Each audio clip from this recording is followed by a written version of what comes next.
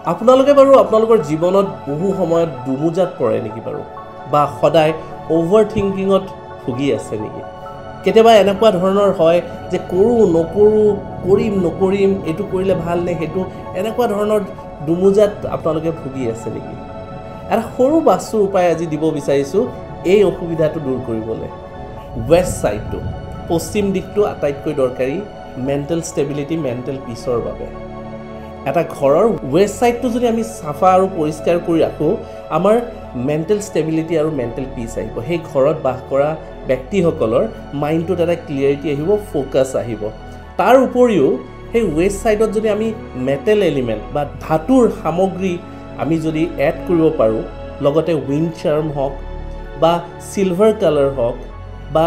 ডাঙৰ মূৰ্তি হওক আমি যদি এড কৰিব পাৰোঁ আৰু স্পেচিয়েলি বুদ্ধাৰ মেডিটেটিং হেড বা বুদ্ধাৰ ষ্টেচু এটা এড কৰিব পাৰোঁ তেতিয়াহ'লে আটাইতকৈ লাভদায়ক হয়